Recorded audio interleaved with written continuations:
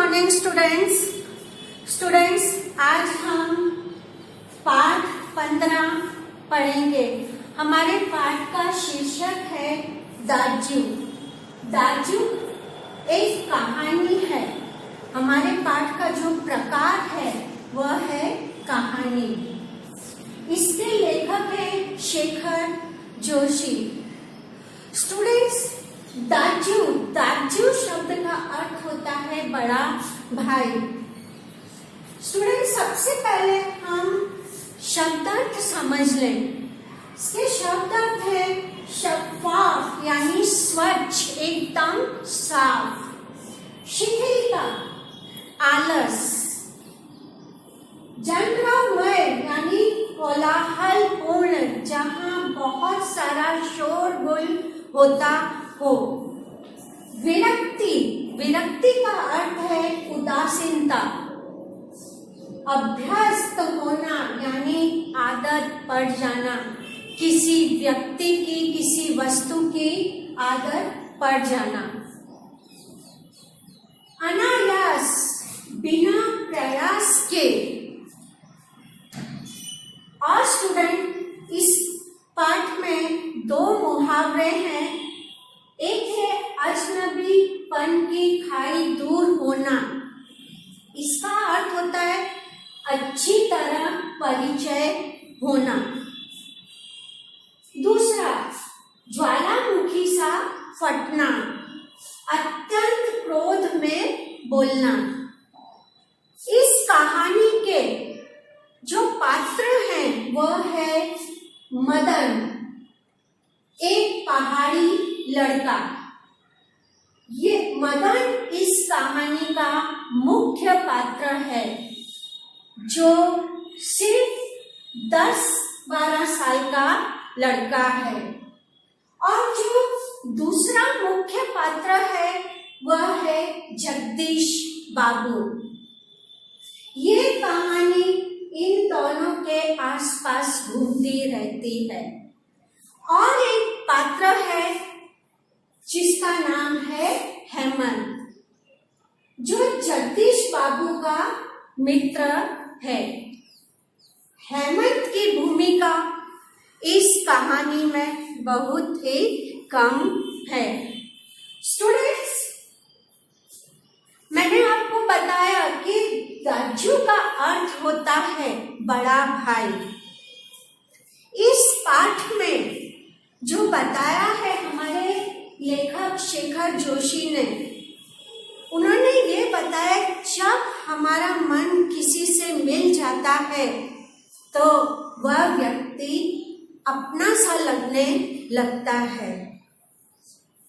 और वही व्यक्ति जब कुछ बातें ऐसी बोल देता है तो मन को बेहद दुख होता है। यही इस कहानी में बताया गया है। तो स्टूडेंट्स, इस कहानी की शुरुआत ऐसे होती है कि जो मदन नाम का जो लड़का है वह एक पहाड़ी लड़का है। वह कमाई करने के लिए, घर की आर्थिक स्थिति अच्छी नहीं होने के कारण वह पहाड़ों में से एक शहर में कमाने के लिए आता है। शहर में उसे एक कैफे में नौकरी की जगह मिल जाती है।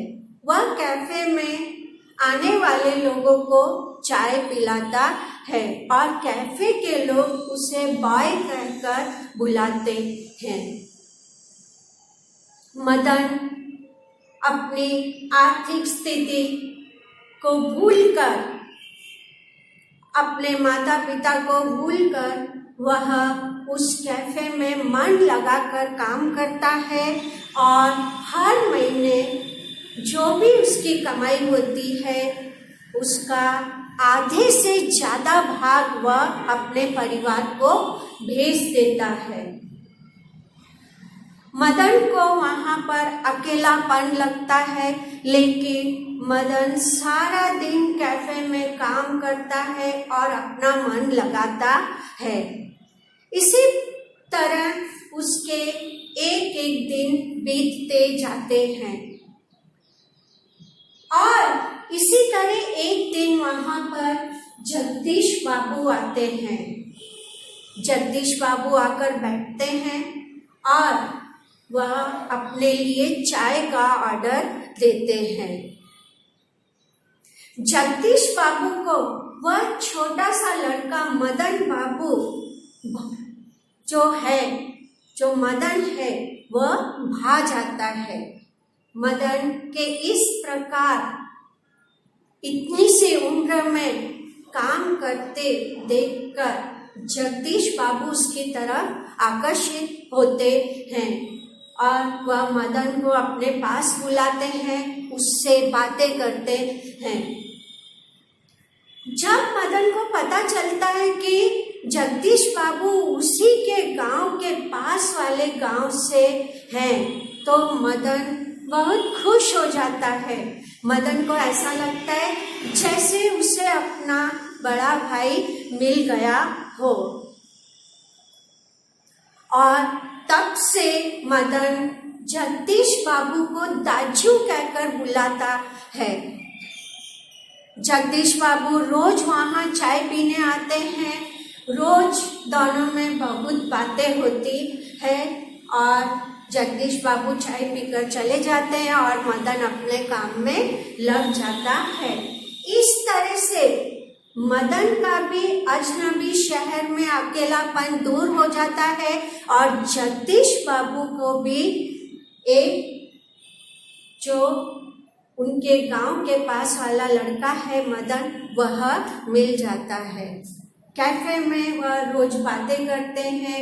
जगदीश बाबू को देखते ही मदन दौड़ा हुआ आता है और कहता है, दाजू आज मैं आपके लिए क्या लाऊं?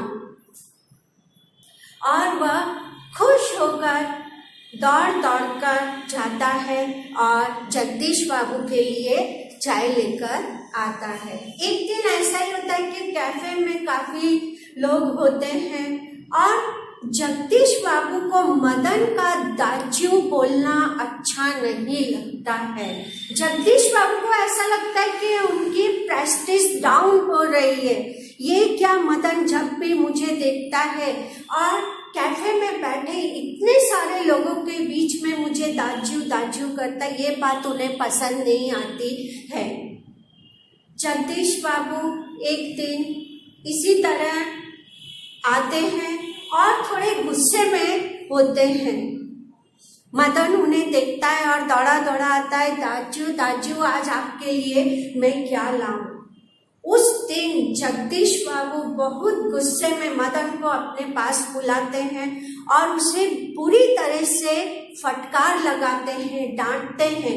कहते हैं, ये क्या तुम जब देखो मुझे दाजू दाजू कहकर बुलाते रहते हो? क्या तुम्हें मेरी प्रेस्टीज का भी ध्यान नहीं है? मदन प्रेस्टीज शब्द का अर्थ समझे बिना ही वहां से चला जाता है और कैफे के जो बड़े बाबू होते हैं उनसे आधे दिन की छुट्टी लेता है और अपने छोटे से कमरे में जाकर खूब रोता है। मदन के छोटे से मन में इस बात का बहुत धक्का लगता है कि आज जिन्हें उन्हें वह अपना बड़ा भाई समझता था, उसी ने उन्हें बहुत बुरी तरह से डांट दिया। लेकिन मदन सारा रात तक रोता रहता है और रोते रोते सो जाता है। सुबह उठता है और वह नहीं जानता है कि प्रेस्टीज का अर्थ क्या होता है। सुबह वह उसी तरह से काम पर आता है और वह कैफे में आने वाले सभी लोगों को चाय पिलाता है। सब लोग उसे बॉय कह के बुलाते हैं। उस समय जगदीश बाबू भी आते हैं। जगदीश बाबू उस दिन उसे कुछ नहीं कहते और न ही मदन उन्हें कुछ कहता है। और वह आकर मदन जगदीश बाबू के पास आकर कहता है, सर कुछ लाऊं आपके लिए। तब जगदीश बाबू कहते हैं, एक कप चाय। जगदीश बाबू समझ जाते हैं कि अब शायद मदन मुझे दाजू कभी नहीं कहेगा, और मदन जगदीश बाबू का ऑर्डर लेकर चला जाता है और चाय लाकर रख देता है। दोनों में इस तरह का व्यवहार दिखाई देता है जैसे कि दोनों एक दूसरे को जानते ही नहीं हैं। जगदीश बाबू चाय पीकर चले जाते हैं। अगला दिन आता है। जगदीश बाबू अपने एक दोस्त के साथ, जिसका नाम हेमंत है, उसके साथ वह कैफे में आते हैं। ठीक उसी तरह से मदन जगदीश बाबू के पास आता है। जब जगदीश बाबू उसे बुलाते हैं, तब मदन ऑर्डर लेता है और ऑर्डर लेकर वहां से चला जाता है। जो भी जगदीश बाबू ने ऑर्डर दिया होता है वह लाकर मेज पर रख देता है।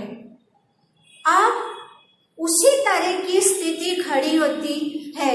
हेमंत को भी वह नन्हा सा बालक जो मदन है बहुत अच्छा लगता है। उसकी जो स्वच्छ आंखें, नीली आंखें हैं, जो एकदम स्वच्छ है, किसी तरह का उसमें खोट नहीं दिखाई देता है। और हेमंत मदन से नाम पूछते हैं। मदन अपना नाम नहीं बताता है हेमंत को। हेमंत को बोलता है कि साहब मुझे बॉय कहते हैं, और वहां से चला जाता है। हेमंत मदन के तरफ आकर्षित होते हैं और वह मदन से बातें करना चाहते हैं, लेकिन मदन उनसे ज्यादा बातें नहीं करता है, वहां से चला जाता है। हेमंत की ये बात सुनने पर कि साहब मुझे बॉय कहते हैं, तब जगदीश बाबू यह सुन रहे होते हैं, लेकिन वह कुछ नहीं कहते हैं। मदन समझता है शायद बड़े शहरों में इसी तरह से होता होगा। यहाँ पर हमारे लेखक ने बताया है कि किस तरह से एक बाल मन एक बाबू को अपना बड़ा भाई समझता है, और जो बाबू है वह किसी के दाजू कहने पर अपनी प्रेस्टीज को चोट पहुंचता हुआ दिखता है। जब तक जगदीश बाबू मदन के पास आते रहे, तब तक वह मदन से पहले चाय लेकर पीते रहे। मदन भी उन्हें दाजू कहकर बड़े प्यार से उनकी सेवा करता रहा। हमारे लेखक ने यहाँ पर कहानी में यही बताया है कि हम जिसे अपना मान लेते हैं, अगर वही व्यक्ति हमें कुछ ऐसे कड़वे शब्द बोल देता है कि जिसे सुनकर हमारे मन को धक्का लगता है। यहाँ पर अपनापन और परायापन के बारे में बताया गया है। यहाँ पर इस शहर में जगदीश बाबू अपने काम में गुम हो जाते हैं और वह छोटा सा लड़का मदन उसी कैफे में अपने काम में लग जाता है। स्टूडेंट्स, इस कहानी में यही बताया गया है।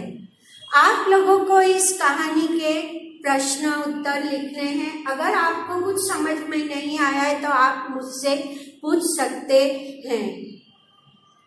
इसके प्रश्न उत्तर आपको मुझे 3 दिन में करके बताने होंगे। धन्यवाद।